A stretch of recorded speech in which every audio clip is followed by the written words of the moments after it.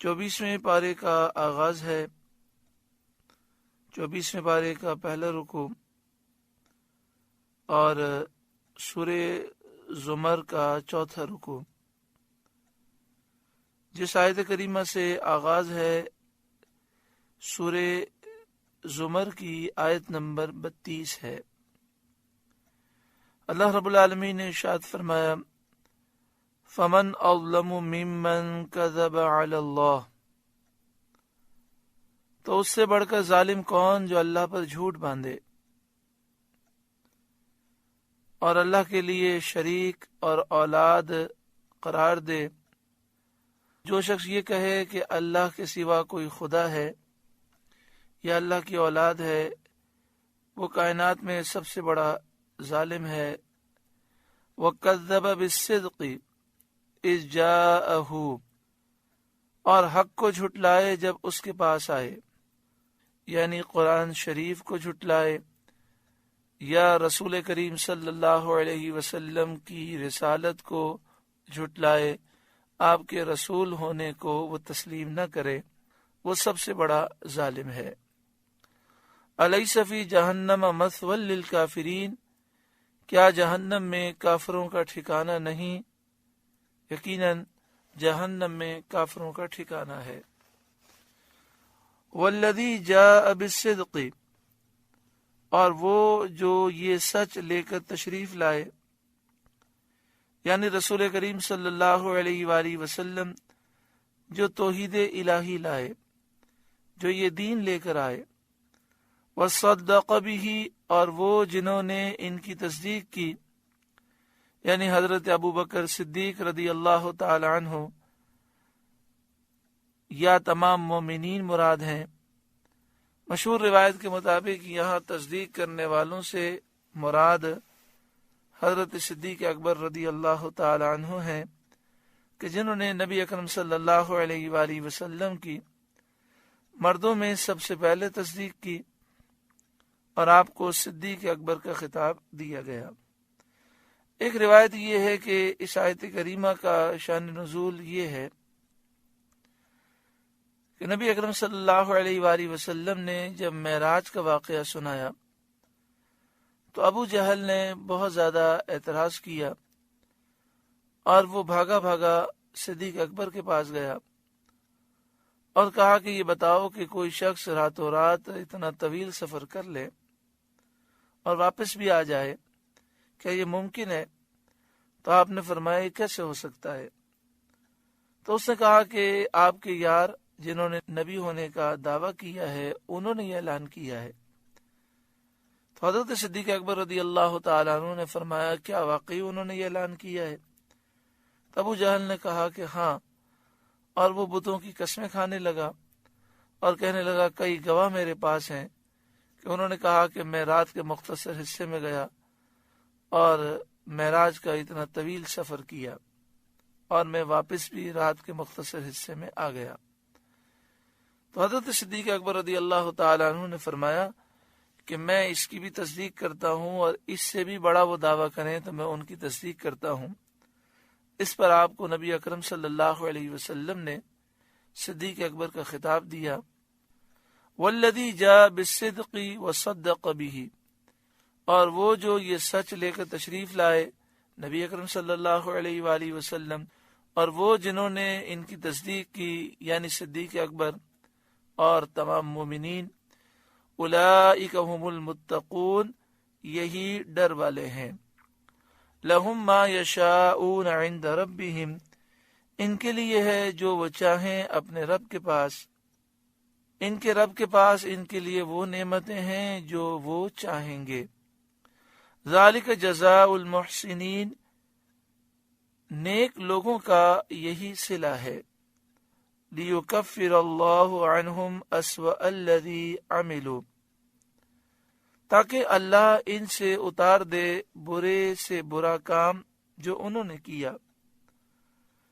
وَيَجْزِيَهُمْ أَجْرَهُمْ بِأَحْسَنِ الَّذِي كَانُوا يَعْمَلُونَ، اور انہیں ان کے ثواب کا صلہ دے اچھے سے اچھے کام پر جو وہ کرتے تھے. یعنی اللہ رب العالمین ان کے گناہوں پر گرفت نہ فرمائے اور نیکیوں پر انہیں بہترین جزا عطا فرمائے.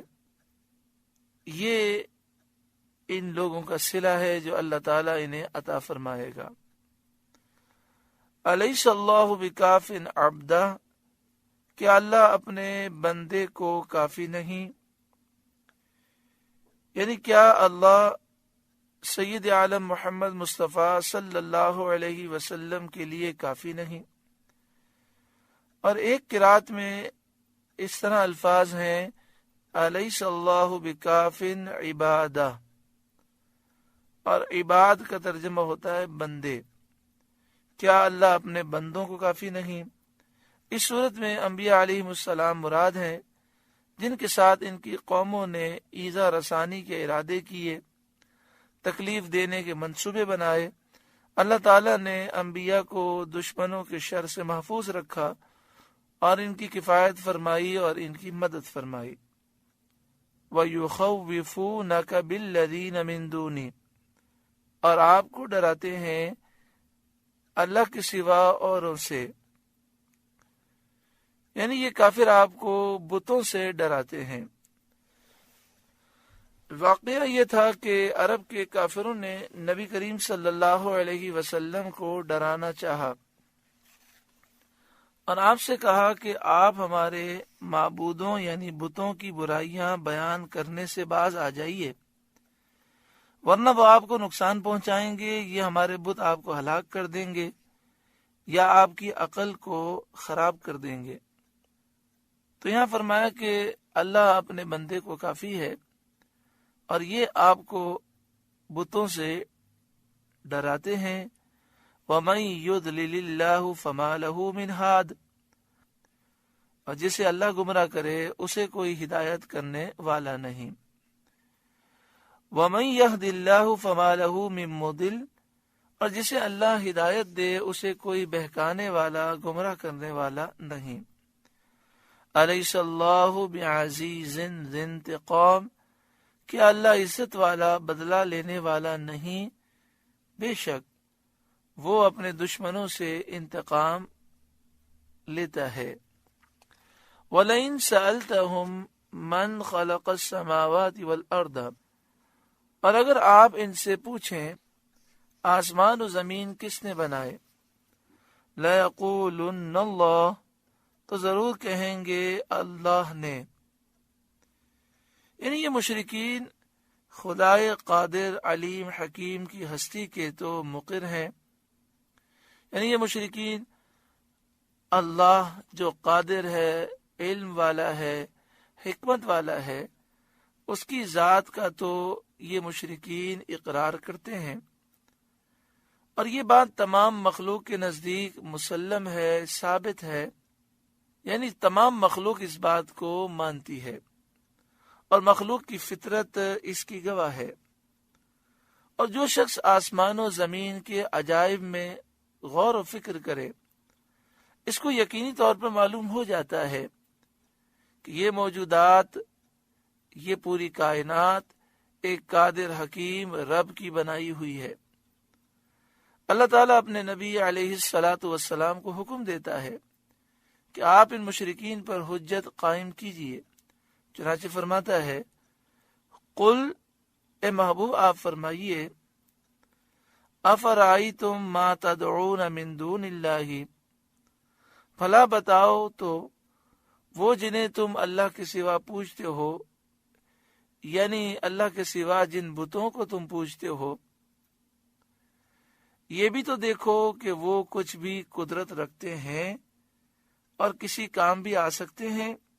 ان ارادنی اللہ بدر، اگر اللہ مجھے کوئی تکلیف پہنچانا چاہے، کسی طرح کی بیماری کی تکلیف پہنچانا چاہے، یا تنگ دستی، قحط سالی، ناداری، غربت کی کوئی تکلیف پہنچانا چاہے، یا اس کے علاوہ کوئی تکلیف پہنچانا چاہے، حل ہن کاشفات ضرہ، تو کیا یہ بت اللہ کی بھیجی تکلیف ٹال دیں گے، دور کر دیں گے۔ او ارادنی برحمت، یا اللہ مجھ پر رحمت فرمانا چاہے، حل ہن ممسکات رحمتی، تو کیا یہ بت اللہ کی رحمت کو روک سکتے ہیں؟ جب نبی کریم صلی اللہ علیہ وآلہ وسلم نے مشرکین سے یہ سوال فرمایا تو وہ لاجواب ہو گئے، ساکت رہ گئے، کوئی جواب نہ تھا ان کے پاس۔ اب حجت پوری ہو گئی اور ان کی خاموشی یہ سکوتی اقرار ہے۔ جب جواب نہ دے سکے، خاموش ہو گئے، تو یہ خاموشی اس بات کو ثابت کرتی ہے کہ انہیں بھی اس بات کا اقرار ہے، ان کا یہ سکوتی اقرار ہے کہ بت محض بے قدرت ہیں، نہ کوئی نفع پہنچا سکتے ہیں نہ کچھ نقصان۔ ان کی پوجا کرنا بہت ہی بڑی جہالت ہے۔ اس لیے اللہ تبارک و تعالی نے اپنے حبیب صلی اللہ علیہ وآلہ وسلم سے ارشاد فرمایا، قل، اے محبوب آپ فرمائیے، حسبی اللہ، اللہ مجھے کافی ہے، اللہ مجھے بس ہے، میرا اسی پر بھروسہ ہے۔ اور جس کا اللہ تعالیٰ پر بھروسہ ہو وہ کسی سے بھی نہیں ڈرتا۔ تم جو مجھے بت جیسی بے قدرت اور بے اختیار چیزوں سے ڈراتے ہو، یہ تمہاری نہایت ہی بے وقوفی اور جہالت ہے۔ علیہ یتوکل المتوکلون، بھروسے والے اس پر بھروسہ کریں۔ جو متوکلین ہوتے ہیں، بھروسہ کرنے والے ہوتے ہیں، وہ اللہ ہی پر بھروسہ کرتے ہیں۔ علیہ یتوکل المتوکلون، بھروسے والے اللہ ہی پر بھروسہ کرتے ہیں۔ قل، اے محبوب آپ فرمائیے، یا قوم اعملوا علی مکانتکم انی عامل، اے میری قوم اپنی جگہ کام کیے جاؤ، میں اپنا کام کرتا ہوں۔ یعنی اے میری قوم، جو مکر و فریب ہیلے تم سے ہو سکیں، میری دشمنی میں، میری عداوت میں سب ہی کر گزرو۔ میں اپنا کام کرتا ہوں جس پر میں مامور ہوں، جس کا مجھے حکم دیا گیا ہے، یعنی دین کا قائم کرنا، تو میں دین کو قائم کرنے کا کام کرتا ہوں۔ اللہ تعالیٰ میرا معین، ناصر، مددگار ہے اور اسی پر میرا بھروسہ ہے۔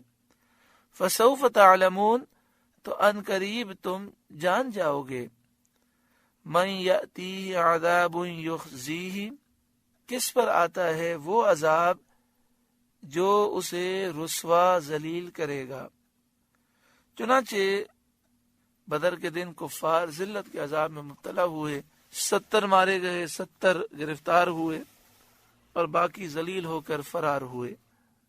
وَيَحِلُّ عَلَيْهِ عَذَابٌ مُقِيمٌ، اور کس پر اترتا ہے عذاب جو باقی رہنے والا ہے۔ یعنی عنقریب تم جان جاؤ گے کہ ہمیشہ کا عذاب کس پر اترتا ہے، اور وہ جہنم کا عذاب ہے۔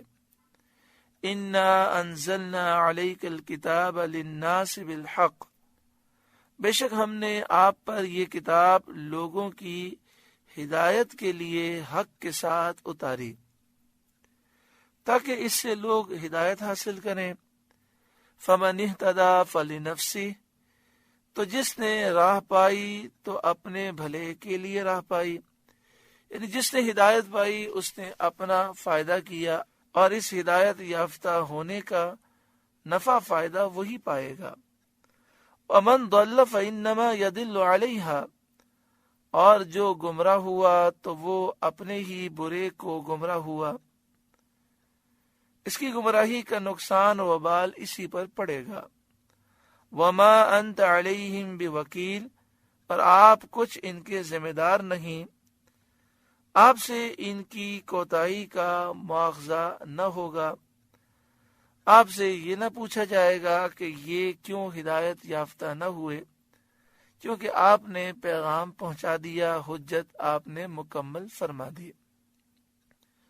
سورہ زمر کا 4واں رکوع مکمل ہوا۔ اللہ تعالیٰ اس رکوع کے نور سے ہمارے قلوب کو روشن فرمائے۔ اللہ